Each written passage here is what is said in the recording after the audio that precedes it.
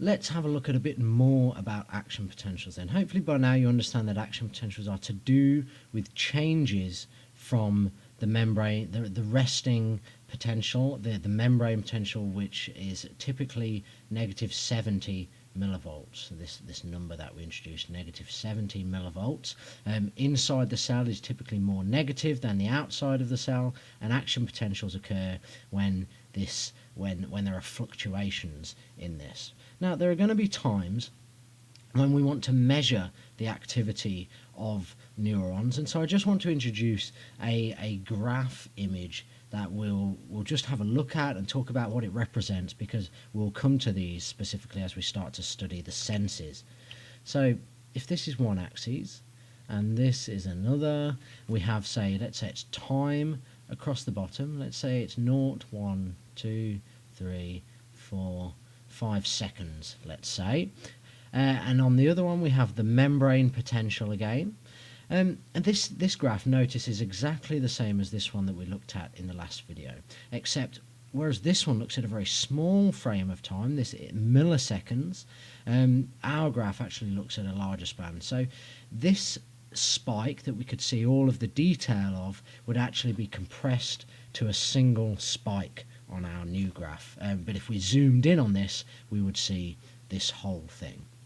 So up here at the tip of the spike is our positive 20 millivolts that occurs when all of those positive sodium ions flow into the cell, and that's the action potential is fired. So on this graph we're looking at every spike represents an action potential, and down here would be our negative 70 millivolts at the bottom.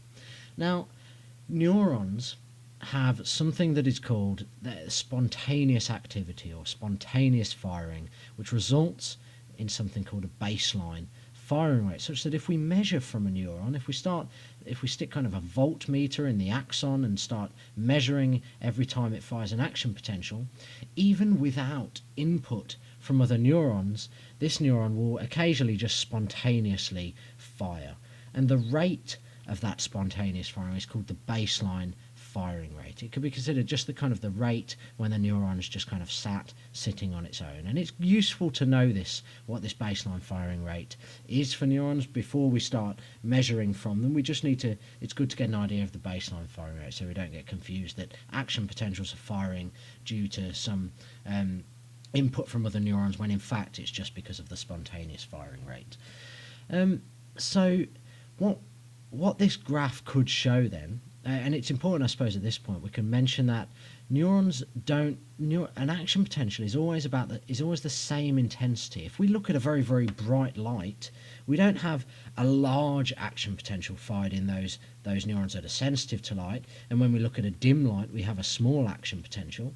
Instead, if we looked at a bright light, if we turned a light on at this point, we would have an increase in the firing rate and even in the frequency of the firing rate. They would become more regular.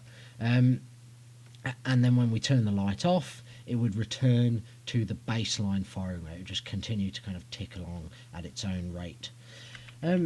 There's another thing that can happen with neurons, and we'll look at these more in the next video, but I just want to introduce the idea that if we have one neuron, in fact, let's draw our synapse again. If we have one, this is the first neuron. This is perhaps a light-sensitive neuron. This is the axon terminal of it. The rest of the neurons over there. This is the inside of that cell.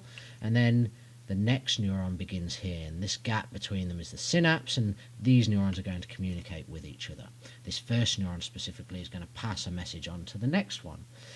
If this neuron is what is called an excitatory neuron, again we'll look more at these in the next video, if this is excitatory, then it will do that thing that we said where it makes the next neuron allow positive charge to flow in it, it raises its potential, it depolarizes it, brings it closer to that firing threshold, which we said was negative 55, and thereby if it reaches that, then this neuron can cause the second neuron. This is the neuron that we're measuring from, but this is the neuron that we're stimulating with light if it's a light-sensitive neuron. And this second neuron will fire if this first neuron kind of causes it to become more positive. And then we would see the signal in that second neuron as an increase in the firing rate of that neuron. But if this first neuron is in fact an inhibitory neuron, and we can have these. We can have neurons that in fact cause this resting potential to become more negative. It can actually drop down to negative 75 or lower, and that means it's further. It would be dropping down, and therefore it's further away from this firing threshold, and thereby we might see that if we turned our light on at this moment, then between the time the light is on and the light is off, we actually get no action potentials, and then once we switch the light off, this neuron would return to the baseline firing rate. That would be if this first neuron inhibited the neuron that we were recording from. And we'll look more in detail at excitatory and inhibitory response in the next video, but I just wanted to get an idea of this idea that we can measure action potentials over time, and we measure the activity of a neuron by the rate of firing of action potentials. We might get more firing, we might get less firing, but this is what we'll be interested in, and we'll see a lot of this kind of graph measuring the activity of action potentials within specific neurons.